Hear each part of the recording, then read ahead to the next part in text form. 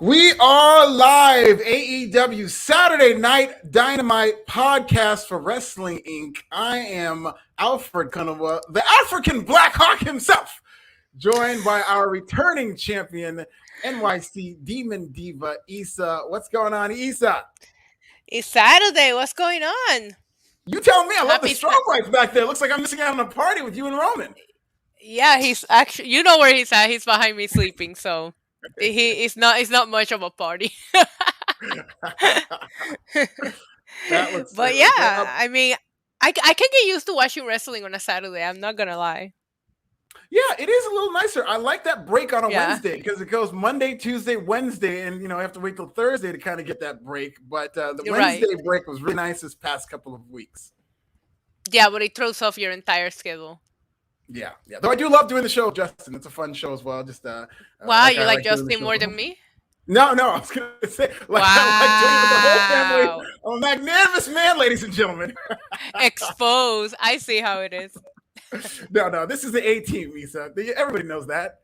Yeah, of course. Before we move forward, I do want to kind of touch on a little more serious news about Lance Archer. He took a very scary bump. We'll get into it when we're talking about the review, the moonsault. It looks like he was able to walk back on his own power. So Yes. If you guys hear anything in the chat, keep us updated. Really, our prayers, my thoughts are with Lance Archer. Ever since that happened, I was kind of taken a little bit out of that show. So very scary bump he took in his match against Eddie Kingston, which had to end shortly after, Issa. Oh, and they kept replaying it too. I was like, I don't need to see it. I saw it the first time and it looked nasty. Stop the replays. Yeah. I did. When they said the replay, I didn't even look at it. I'm pretty squeamish when it comes to those types of injuries. But it had like Brock Lesnar vibes. I remember watching WrestleMania 19 with my friends at my buddy's house, my buddy Tyrell's house. Yes. And Brock Lesnar, when he did that moonsault, like I kind of came outside of my body, and I had that same exact kind of deja vu feeling just watching in slow motion Lance Archer take that very scary moonsault. Yeah, did you ever read his book? Because he spoke about planning that bump and he never wanted to do it to begin with. It's actually quite interesting chapter on his book when he talks about what happened that night. Very, very interesting. Yeah. Well, prayers and thoughts with Lance Archer. Before we get into the show, we had a weekend full of news. It's a very busy news day for a Saturday, which I'm not used to in pro wrestling. And Issa, we're going to start. The streets are talking, Issa. The streets are talking. The Fast Nationals came out this morning. I was woken up with a text from the streets of Inglewood, California. They said, Big Alfred, we got the Fast Nationals. They said, we got the 18 to 49. I said, you didn't misplace them. They said, no. That was mechanical errors last week. We got them 18 to 49 for you. And it looks like SmackDown doubled up Rampage in 18 to 39. Now, usually I read this from a laptop, but I'm going to read from the streets themselves, so it's authentic. So we all get that same street experience. So you guys know what I feel. It looks like SmackDown total overnight viewership, by the way. So this is going to update probably more viewership on Monday SmackDown with 2.1 million and 684,000 in the 18 to 49, whereas Rampage 515,000 with 272 in the 18 to 49. So SmackDown back on Fox looks like maybe it'll do in the neighborhood of 2.3 million, whereas Rampage looks like maybe 535, 540, who knows? But it looks like numbers kind of back to normal for both companies based on what they've been doing recently. Issa.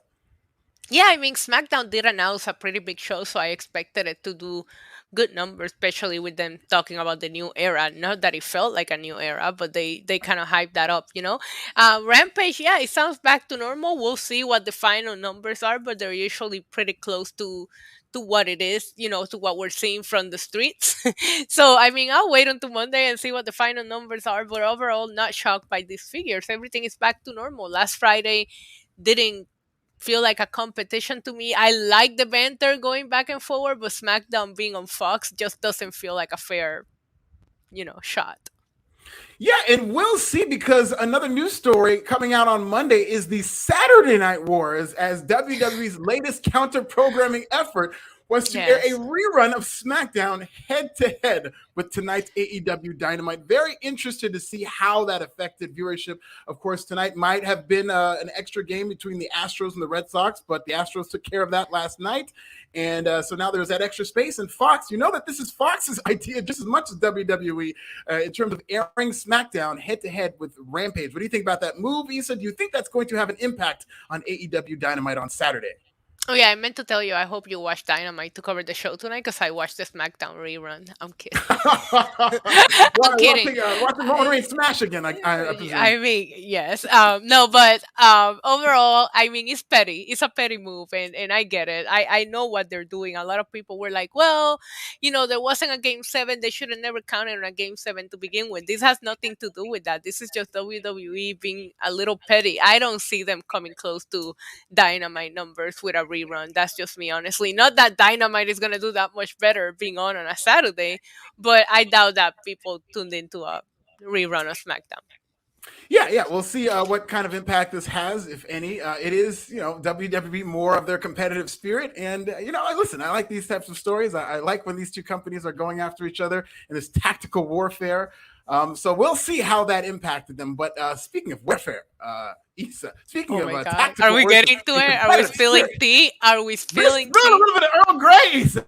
This is a Saturday. I was glued to my computer like I was watching my soaps or something like that because we got quite the story for everybody. I'm going to try my best to recap this. We were talking last night during AEW Rampage about just as we were going off the air, Andrade sent out a tweet that said "FU WWE."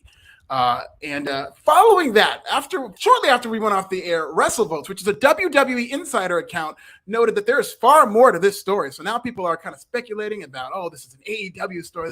But WrestleVotes is a WWE insider. So I'm thinking this is Charlotte. So something with Charlotte. There's got to be some tea with Charlotte. Well, I was not disappointed because it turns out that segment last night where they were exchanging the belts, and it got a little weird. Becky threw the belt at Charlotte, and she dropped it after catching it. Charlotte tossed it and pulled it back from Becky, and Sonya had to order them to pick it up like kids. That was a shoot, apparently, because there was a heated conversation between Becky Lynch and Charlotte Flair backstage following this segment. Charlotte was actually reportedly asked to leave the building after ignoring Vince McMahon, who was very upset with this exchange. Becky Lynch did a dark match, and they wanted Charlotte out of the building by the time Becky Lynch got back. So that shows you how heated it was. It sounded on site. These two got into a very heated relationship. It's since come out that their relationship is strained after they were previously best friends. They had those tea photos they used to post, but apparently they are not close anymore due to some comments by Becky Lynch saying that Charlotte is plastic. A lot to unpack here, Issa, I know, but Becky v. Charlotte in real life. Charlotte still has 3 years left on her WWE deal. What do you think of all this? How do you unpack this, Issa? First of all, let me spill a little more tea that you didn't spill. Sure. Brian Alvarez tweeted that Charlotte was escorted by security out of the building, and most importantly, Becky has stopped following Charlotte on Instagram. That's how you know a beef is real. If somebody stops following someone on Instagram, shit is going down. Okay, that's serious. This is that serious. Listen, I feel like you booked both of these women in a lose-lose situation with this segment. Nobody wanted it, not even them, right? I don't blame them. And I feel like I was talking about it earlier today on my channel. I was like, okay, so going off script is also very unprofessional. But at the same time, if Charlotte is going around too creative all day yesterday, telling them I'm not okay with this segment and nobody changes it, can you blame her for doing what she did? No, you can't. At the same time, is this really a thing, or are we building towards Survivor Series? Because listen, I have trust issues, and if they get to face each other at Survivor Series, tell me this wouldn't make you so much more invested. I'm just saying. It already does, and let me tell you, the internet wrestling monolith is trying to use this as an excuse. You see, it's why you don't do these title belt exchange. Let me tell you right now, given the drama that has come out because of this, I want more title belt exchanges. No, Alfred, you stop that. Don't you title belt exchanges. No. But they took it so seriously that by changing a title can lead to such consternation. If this is part of a work, which, we always have to kind of dangle that around, where if this is a work, I don't think it is, but if it is, I think it's phenomenal storytelling in terms of using such a throwaway segment that I think a lot of people did not want, and turning it into this is phenomenal. Like, but I don't think that's it, because I just don't think WWE has that ability to tell stories that way anymore. But if this is what we're getting from just what I thought was a senseless title belt exchange ceremony, if it leads to this, hey, I'm here for it, okay? We did said it was one of the most awkward segments we've ever seen, and now it all I read that this morning, and I was like, it all makes sense now. Yeah. Like, it felt weird. Like, they should have just done the backstage like they did with the New Day and the Street Profits, where it was just like, here you go, and just like get it over with. Putting it in the main event segment of the night, something that nobody wanted to see, was a ballsy move.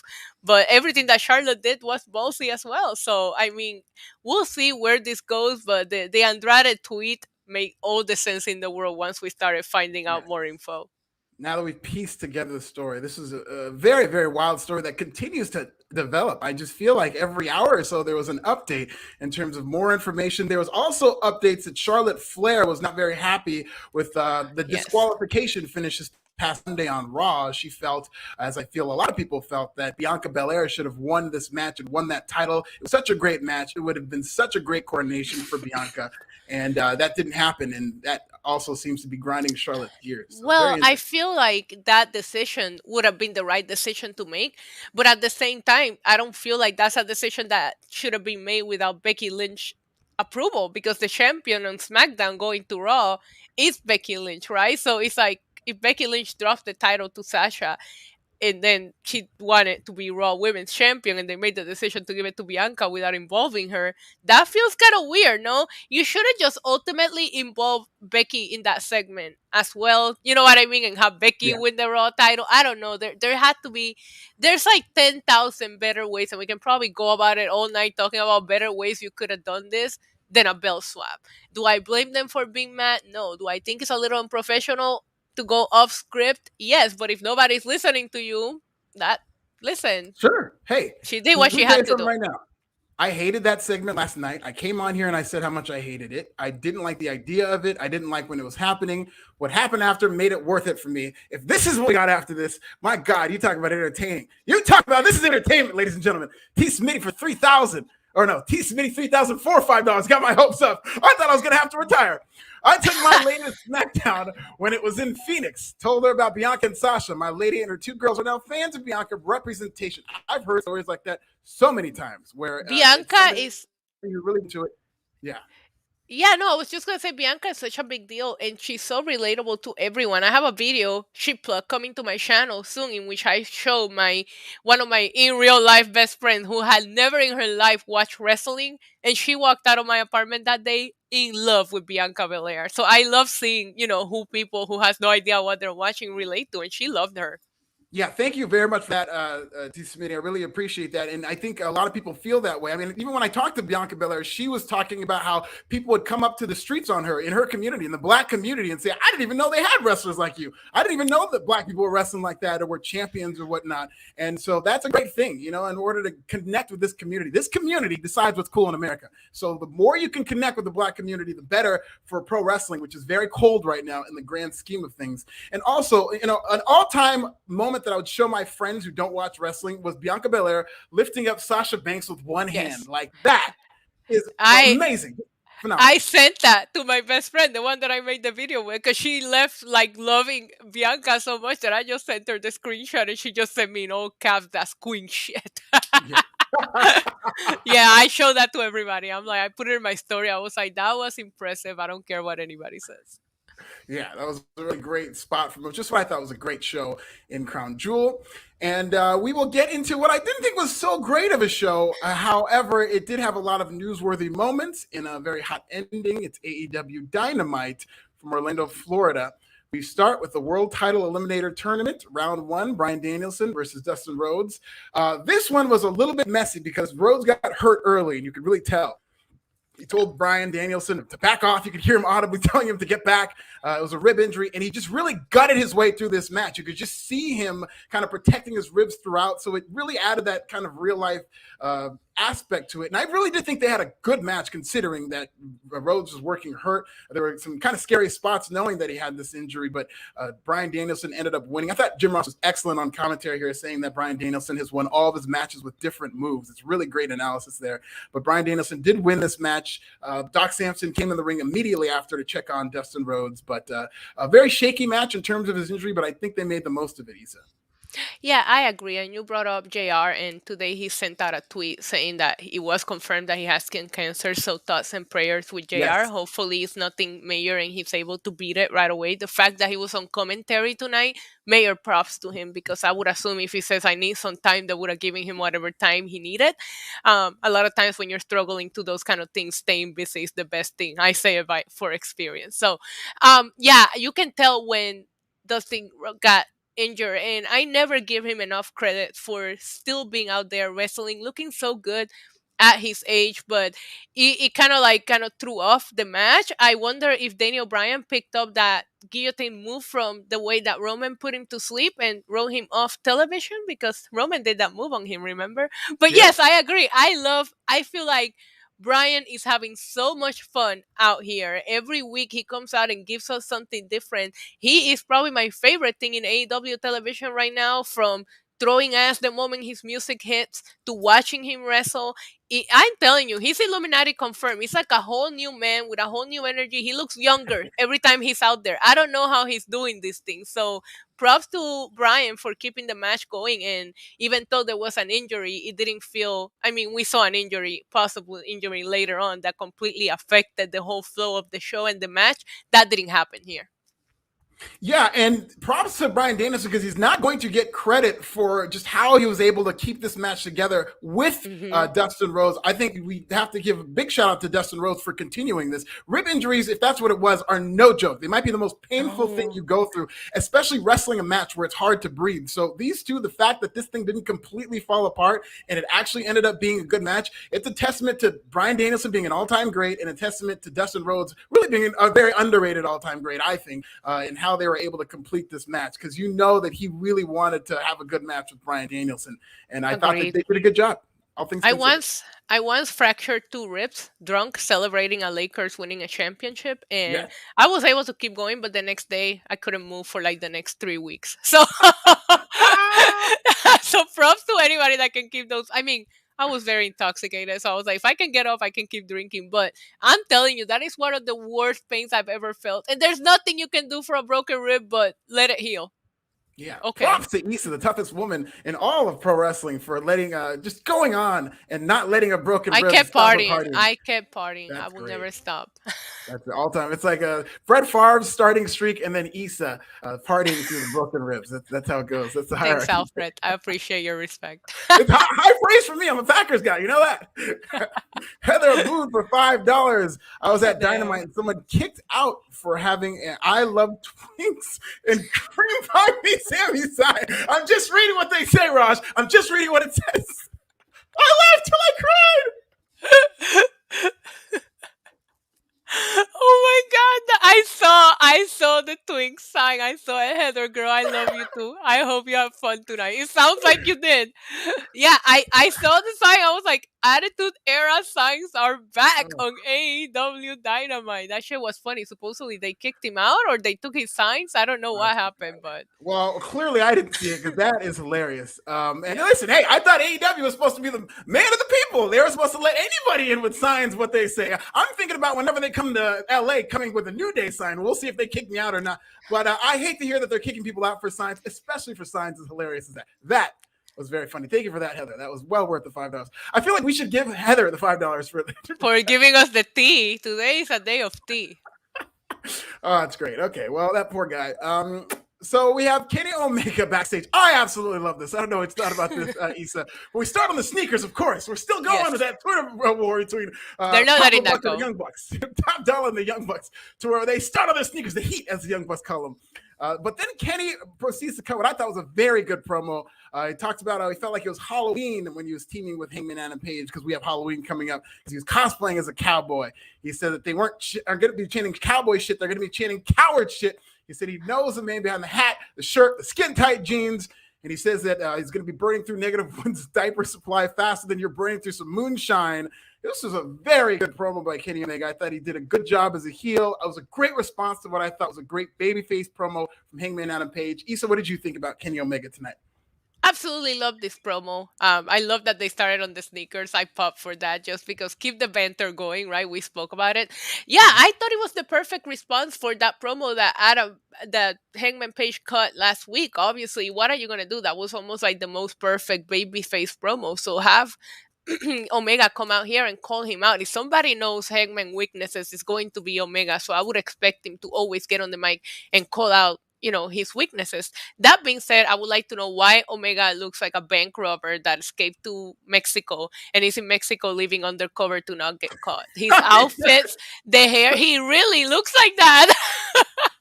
That's so great. That's so specific. I love it. He's like the worst dressed person in pro wrestling. He's so bad. I mean, I know part of it's his gimmick, but he has no fashion sense whatsoever. And the hair drives me freaking crazy. Like, I don't know. But listen, it works. It works for him in a weird way. But I don't know. That's what I would picture somebody trying to stay undercover in a different country dressing like. Right. If you or anybody you know knows anything about Kenny Omega, make sure that you hit us up with a super chat. And let's go really quickly to what happened with Hangman Adam Page, because he was backstage with the Dark Order and he was kind of back to drunken Hangman Adam Page. Thought it was fine, but it's just kind of a weak follow-up from such a great promo last week. I guess you really don't need to do anything this week, particularly with Hangman Adam Page, but he came in, he was kind of a bit player with the Dark Order, and they were talking about how they're going to dress up, and then he just walked out. Very brief appearance from Hangman Adam Page. Yeah, I mean, you could have done something, just to follow up with the babyface promo and have him talk about how the Dark Order helped him. You know what I mean? Why not have a heartfelt moment like you did last week in the ring of him with the Dark Order and speaking about how much the Dark Order had an influence in him believing in himself? But it's okay. You know what I mean? Like, okay, he shined last week. They're going to let Omega shine. You have to build, the heat and the sympathetic feelings for this feud, but I do think that they missed out on an opportunity to talk about what the Dark Order did for him because we never really saw it. Yeah, so we get a promo between FTR and Penta El Zero Mera, and I thought that was pretty good. It's fine going back and forth. What do you think?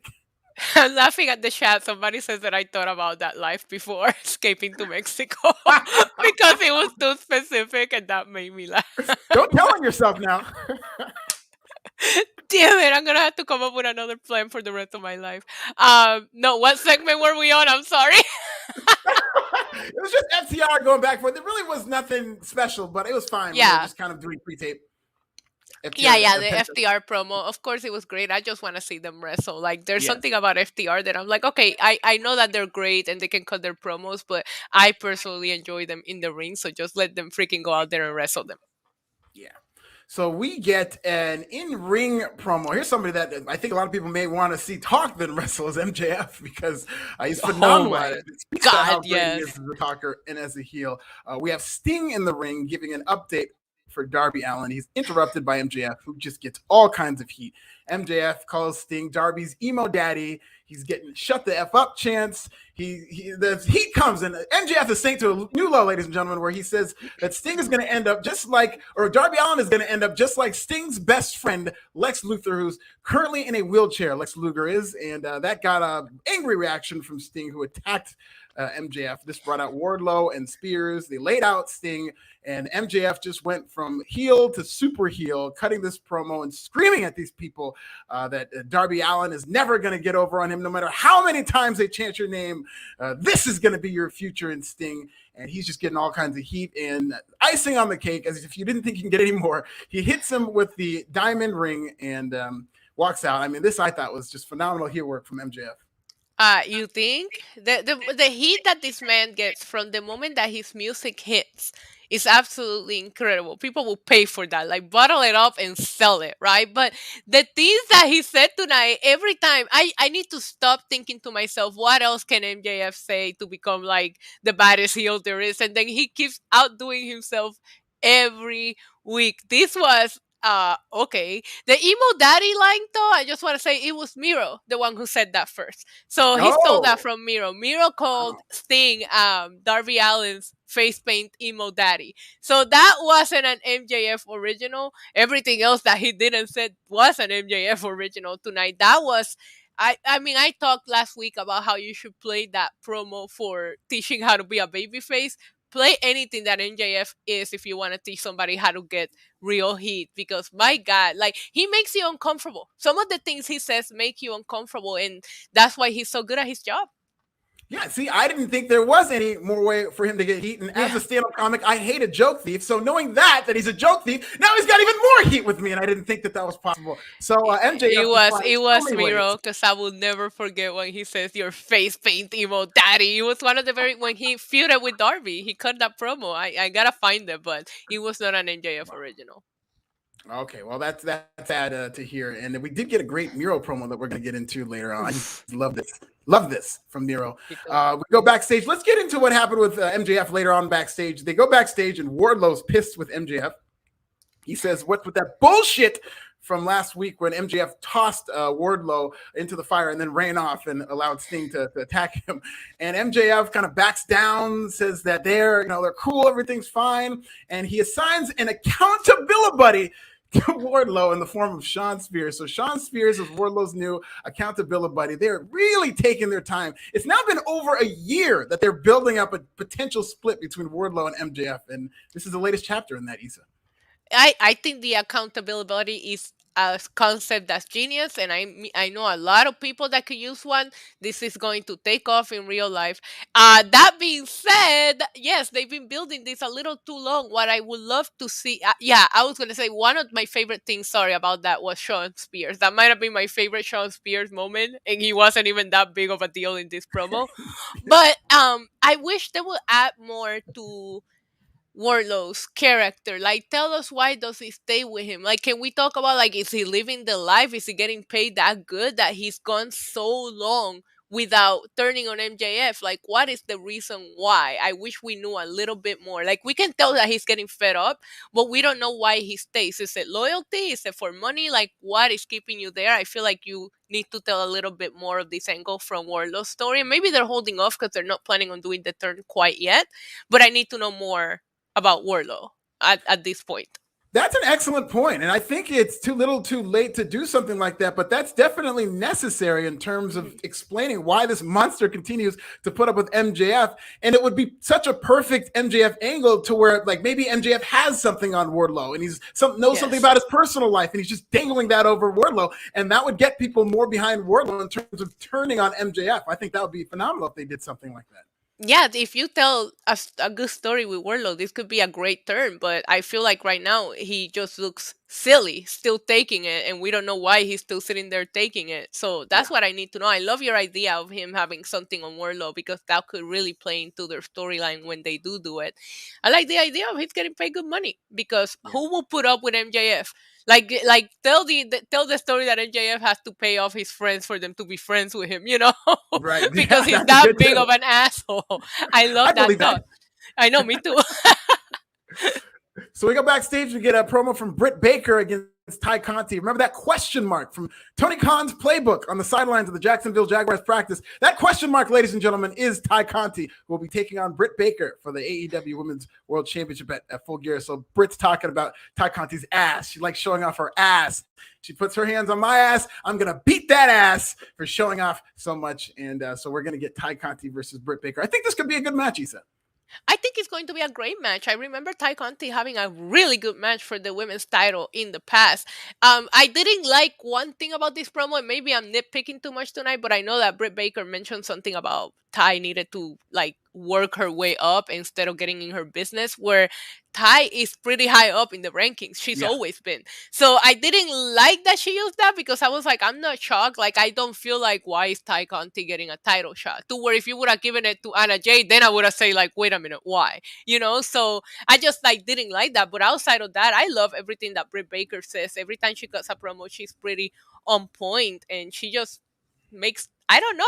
I think this is going to be a great match, but I don't see Ty being the one either.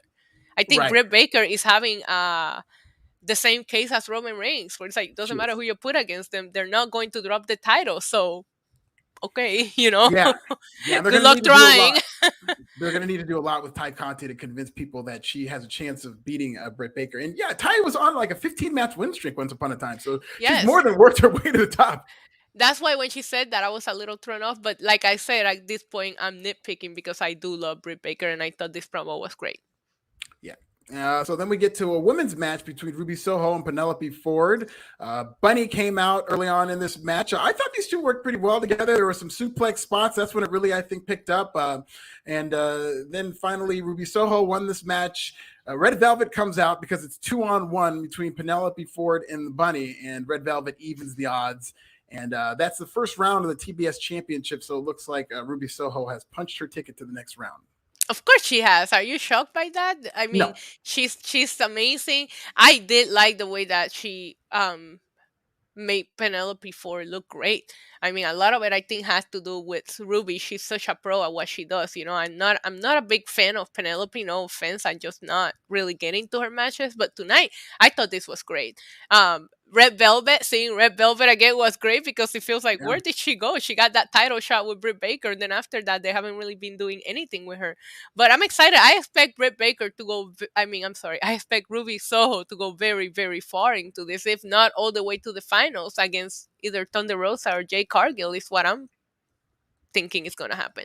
Yeah, this is a very loaded tournament. I could see Yes. the choices you made. I hope it's Jade Cargill, but I could see either Jade, Thunder, or Ruby Soho possibly winning. I think not Sheeta might be an outside candidate, but I think they're going to do a losing streak with her. But Serena Deeb is doing some good work in terms of being that gatekeeper, but I think they're only going to do a storyline together. And once she beats Hikaru Shida, she's probably going to lose her next match. But this is a very loaded tournament. I'm very much looking forward to it and seeing how this unfolds.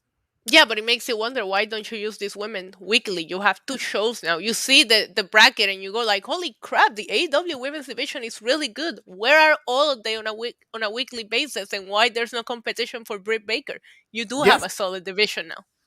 Yeah, that's on them. This is a complete expose of AEW and how they book their women to see. Because I think it took a lot of people by surprise looking at this bracket. Like, wait a minute, like you Not that cannot get by on their WWE, cues. not that WWE is doing any better with their women right now. No, they're not. apparently, I mean, but- that's saying that two things can be true. They're both really dropping the ball. When it comes Right. to the mid card, because I do think WWE's main event scene, they had back-to-back weeks of banger women's matches, and at the Crown Jewel show was a banger of a women's match. So when they want in the main event, when they're prioritizing you, yes, but with the rest of it, with the mid card, which they do have a talented mid card as well, they really don't do much with them. And I just think from top to bottom, AEW is kind of struggling there. Yeah, agreed. I mean, shout out to Impact, because I think going into Bound for Glory tonight, the thing that I'm the most excited about is Mickey James against Deanna Purrazzo. So they built the hell out of that match. It might be the main event. I don't know if that's been confirmed. I hope they get to main event. I mean, they deserve it. I mean, they've been building this for a while. Right. Speaking of main eventer, we get Bobby Fish. No, I'm just kidding. He's not. The infamous Bobby Fish, ladies and gentlemen, takes on Anthony Green.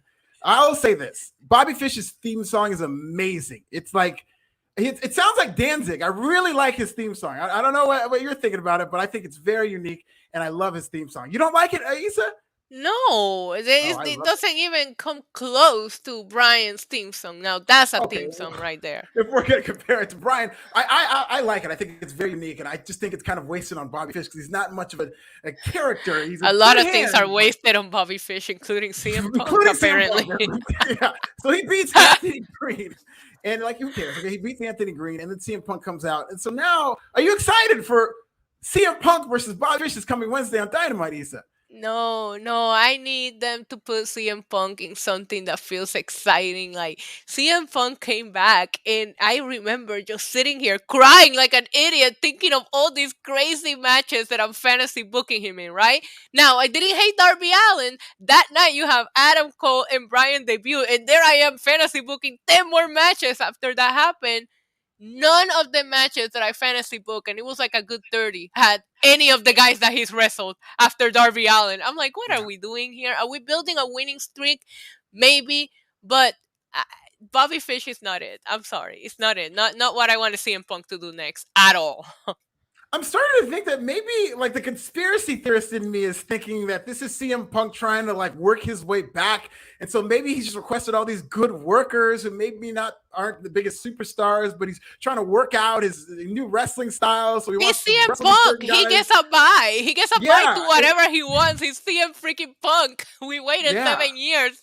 I don't want to see him BS. I want to see him like. We don't know how long he's gonna be around, so I just want to see all of the good.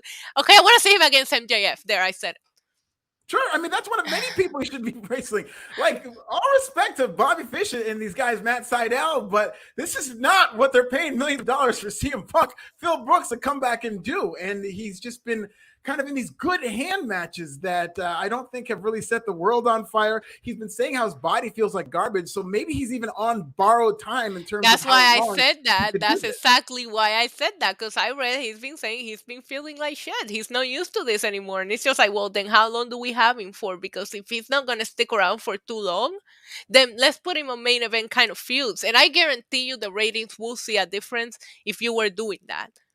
Yeah. You know, like I get and I said it to you. You put somebody that people don't know against somebody that you know that you know, and then that way it works. But it's just like it's CM Punk. Like you are wasting him, and a lot of people, you know, he's getting up in the rankings, this and that. But it's just like there's so many more interesting names that you could just have in wrestle right now that will still get him the wins.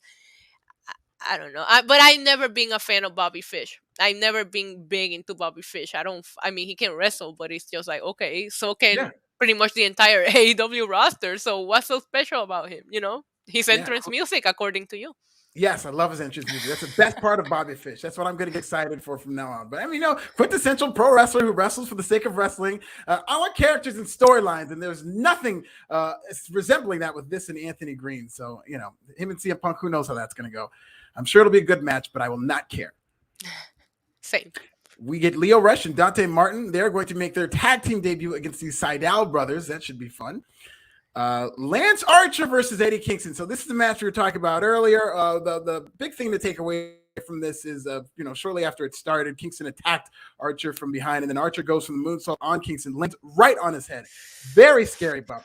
They stop the match. You can see them talking. Eddie Kingston's kind of talking to him. Doc Samson comes out to talk to Archer, and you can kind of tell that they're instructing him to go home. And so they end the match immediately after with a roll-up from Eddie Kingston. And so Eddie Kingston advances in that tournament. Good for him. And here's the thing. And I don't want to make any light of this because, Lance Archer hopefully is going to be okay. But Tony Nese was in the crowd. We saw him earlier on in the night. They showed Tony Nese from WWE.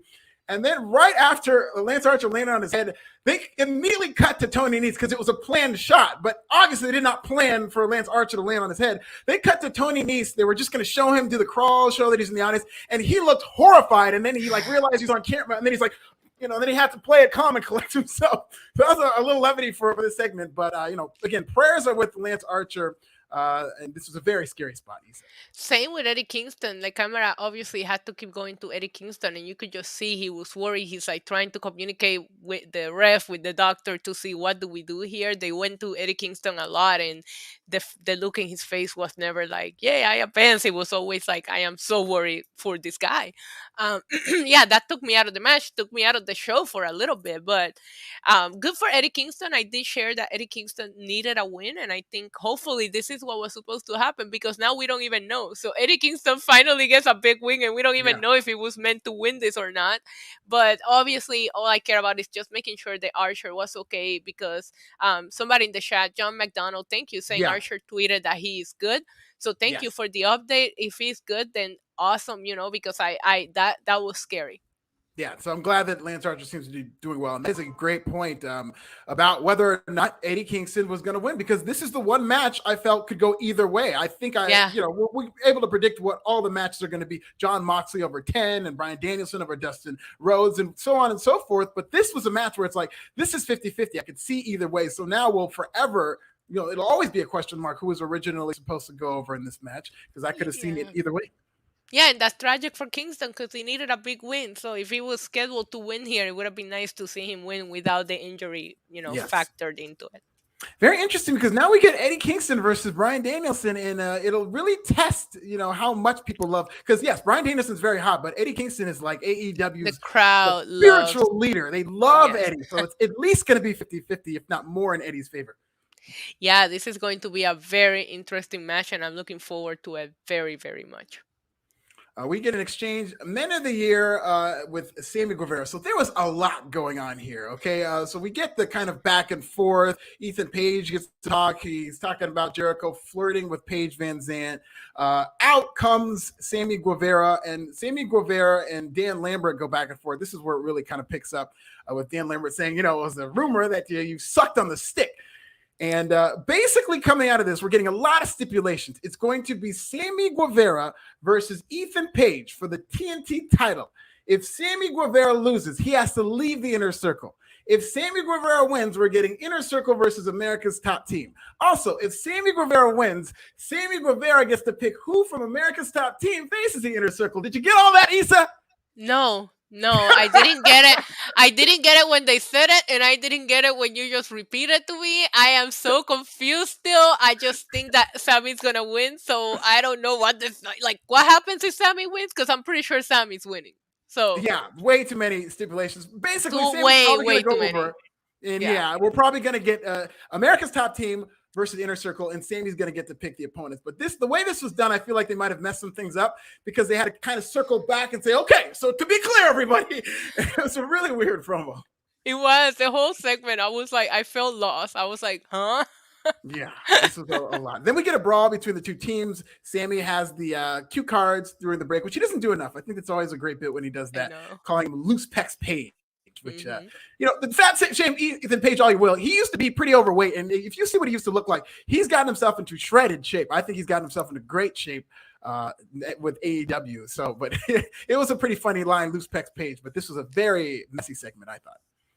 Props on the weight loss. Here's what's now. Oh, yeah, from the weight loss queen herself, Issa, NYC Diva. Yes, it's not easy. So, more major respect. Yes.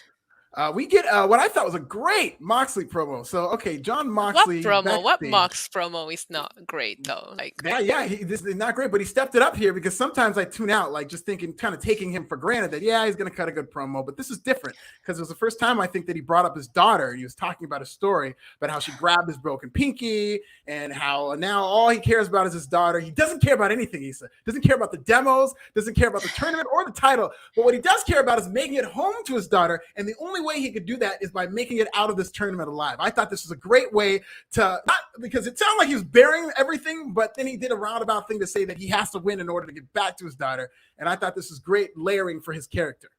He brought his daughter up once before, but it was like saying that he has a 3-month-old, so he's getting no sleep and he's going crazy. Not in the emotional factor of it. What I loved about this promo is that's what I expect from Mox. I don't think Mox cares about demos. He doesn't care about titles. He doesn't care about anything. He just wants to wrestle and go drink beer, smoke cigarettes, and do his thing. So that's why this promo felt so genuine, because I believe him. I believe that he had a moment when he looked at his daughter's eyes and was like, okay, you're my whole world now and you're all I care about. I loved it. We had this conversation, both you and I felt the same way. But Dean Ambrose was so forced, but Mox, he's such a relatable kind of dude. Like, he's actually lovable. And when he tries to be so badass, he's actually lovable. Yeah. And I love when he does this kind of promos where he just feels real. You know what I mean? No BS. This is not scripted. They're just letting him say whatever he wants, and that's awesome.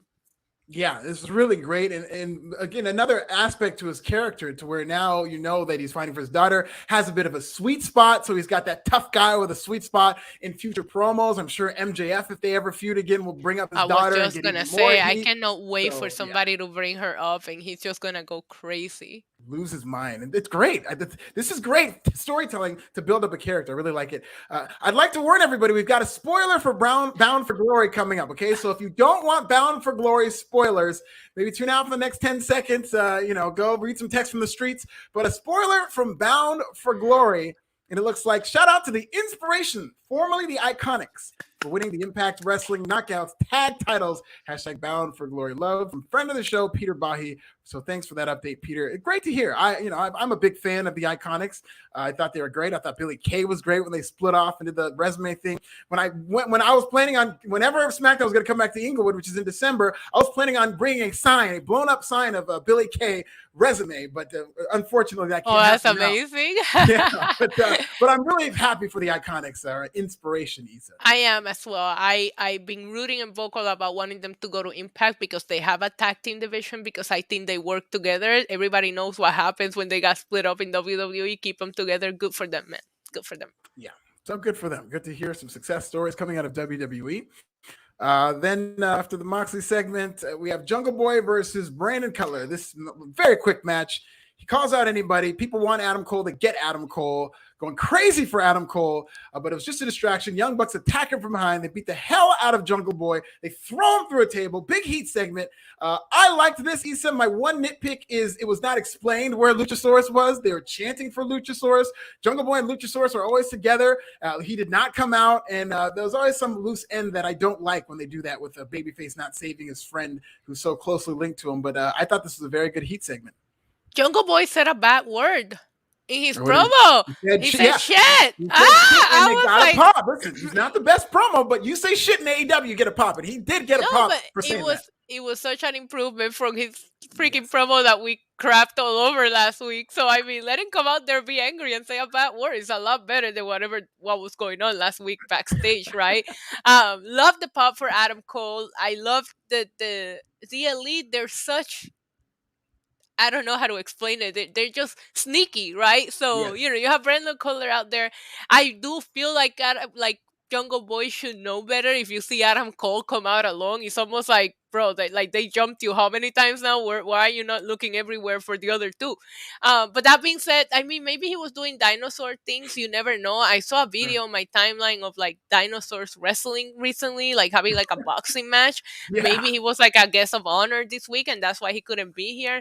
I don't know. It's the same thing with the camels. You don't know what they're up to on certain occasions. So dinosaurs do have a life.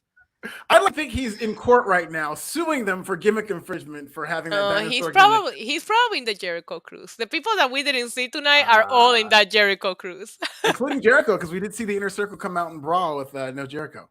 Yeah, they're all having fun in the Jericho cruise. I'm a little jelly though. I mean, I don't have FOMO because I saw that they had to wait on a line for 7 hours to get in, and then I was like, you know what? I'm glad I didn't go to this cruise. Yeah, to get rapid COVID testing. You didn't cover that in the news, Alfred. I got tea. Well, they had to get rapid COVID testing to board the ship, which is great. Good for them and Jericho to be, careful. But some people waited up to 6 hours on that line. And a lot of people had reservations for dinner and activities that were already going on board that they couldn't make it. However, they did give everybody on board $100 credit towards spending on food or alcohol because of the inconvenience.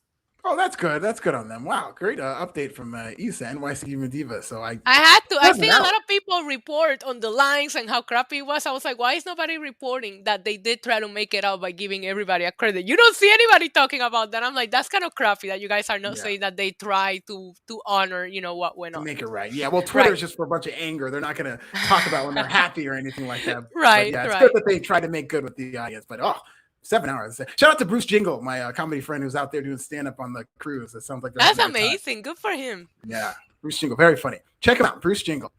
Miro. Oh my God, this is the best storyline there. You talk about a match they cannot pay off. Miro versus God. Give it to me. I want to see Miro versus God because he cut another great promo on God. He's God's forsaken champion, but he's going to become God's favorite champion, but not because you want it, because I will leave you no choice. He's going to snap a bunch of necks.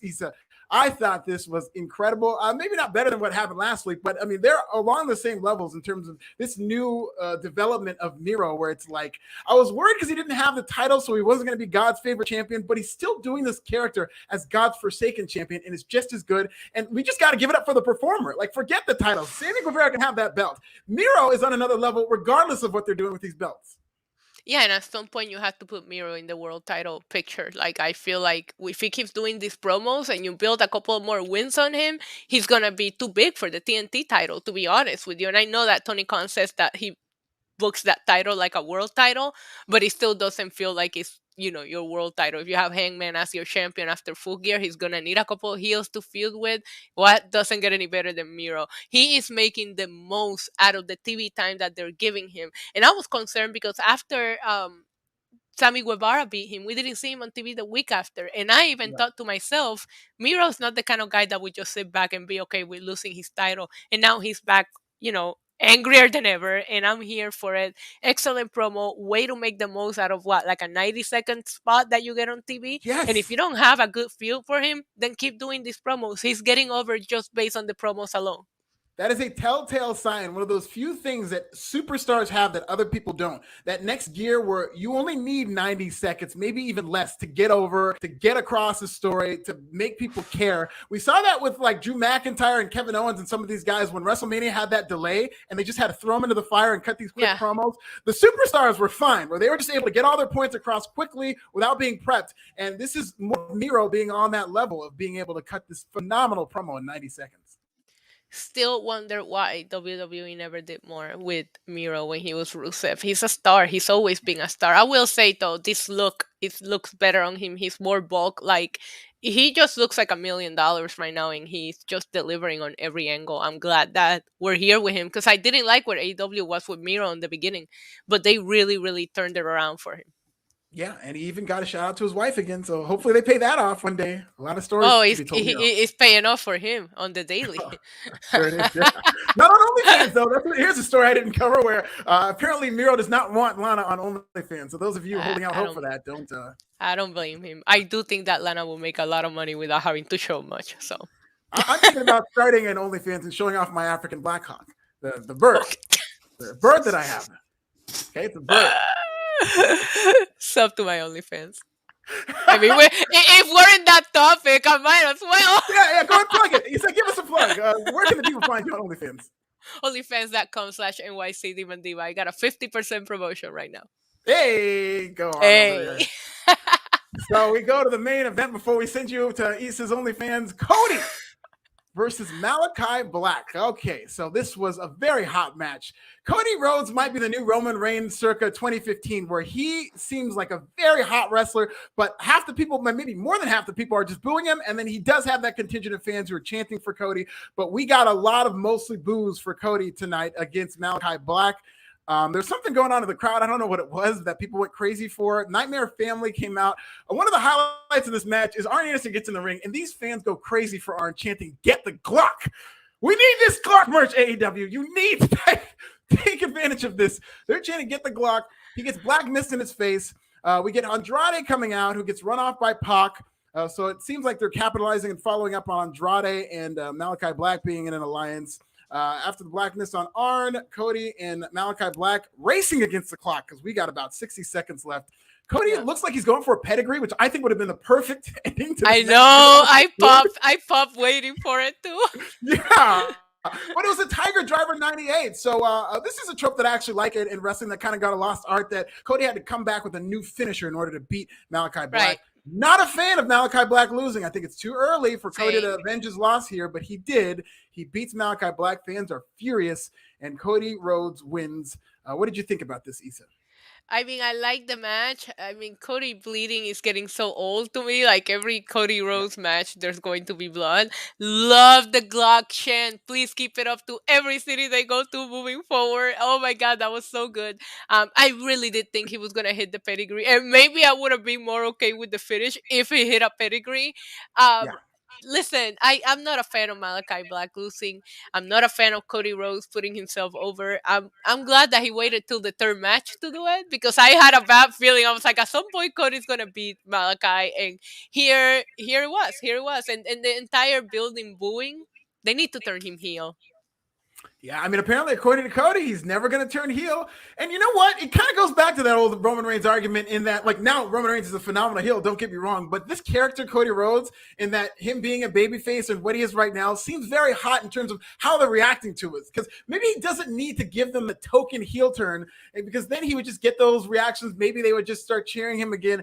But I feel like this character, as long as they keep him away from Malachi Black for the time being, it's very intriguing to see these reactions he's getting, because people are definitely into it, even if they are booing him. It was a very he got cheered. He got cheered last night. He just didn't. Yeah. I mean, maybe, I don't know, maybe Miami was drunk. You know, like they filmed Rampage so late. By that point, they might have been cheering that they were finally going home. We don't know what they were cheering for. I've been there for those shows. It's a long time. But I mean, I don't know. I'm just saying, I think he will be a better heel. He gets a reaction. I don't know that he's ever going to recover from the promo and what happened with Ogogo. I think people need to see him just lose a bunch of times before they're ready to kind of like let it go. Yeah, I mean, Cody, according to him, he's saying that he's never going to turn heel, which I don't think it's ever a good idea to just say something like that and put it out there. I have a hard time believing that. We'll see. But I will say this. I just thought that this storyline, I like the story that they told. They just told it too quickly. I love that they had everything the storyline needed in terms of Cody Rhodes getting back to where he needs to go, training with his Nightmare Factory, coming back as a new guy, and then hitting a new finisher to beat the monster Malachi Black. But this should have been told over the course of a year. If you could stretch out the split between MJF and Wardlow over a year, you build Malachi Black up as a monster who's unbeatable for that time. And then all the while, Cody is building his way back up, beating other people other than Malachi Black to try to get to that moment. And then maybe sometime next year where Cody can get this big win. But I thought they just rushed through it. I thought it was a great story.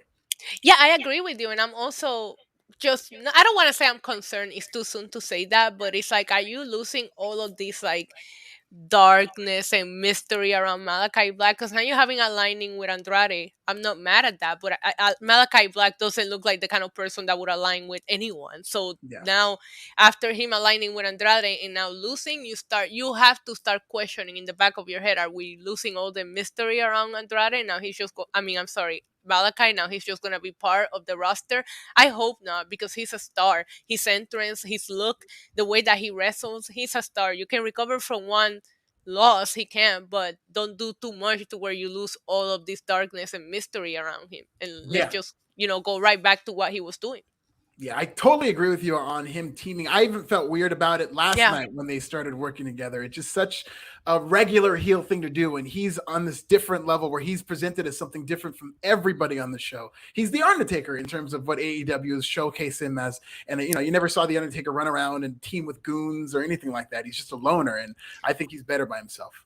Agreed. Also, there was one point in this match when Andrade and Pac came out, and you had 3 former NXT champions involved in the main event of AEW Dynamite. Is that not mind-blowing to you? Wow, yeah, that's incredible. Man, I know. You have Pac, Andrade, and Malachi, all former NXT champions now involved in the AEW main event, which just, because we talk about missing that old school NXT, it's like we miss it because it's not even here anymore. Yeah. And let's not forget about Stardust. Stardust was there too. I mean, yeah. No, that's crazy. I didn't think about, because I just thought about them as former WWE guys, but specifically, you're right. 3 former NXT champions all in this main event, and all pretty hot characters. I think Andrade's finally starting to come around. I think obviously Malachi Black is one of the hottest guys they have, and Pac, I mean, he's great whenever he's in the ring. He's just really emerged as one of the best in the world in terms of wrestling. Agreed. It was just odd. I know we talk a lot about what are they going to do with NXT 2.0. It still feels so new, and it just makes you wonder, would it ever go back to those days of NXT? I was a fan of NXT even before the Andrade and the Malachi days. I'm talking like the Finn Balor, Samoa Joe, Kevin Owens days, Pac. Those were amazing NXT times as well. Now we don't even have any takeover schedule. Yeah, they're just television specials. It's a whole new world, NXT 2.0, which, quick reminder before we get out of here, NXT 2.0 this Tuesday, we will be in costume as our favorite NXT characters. So check that out with me, Issa, and Glenn. You can follow me at This Is Nasty, YouTube Pro Wrestling Bits. Issa, where can the people find you? NYC Demon Diva with a 1 instead of an I on Twitter, and also NYC Demon Diva on YouTube. Subscribe to my channel. Well, good night, ladies and gentlemen. Next time you see us, we'll be in costume. Good night, Tony D'Angelo. Good night, Wrestling Inc. podcast. Love you, Tony.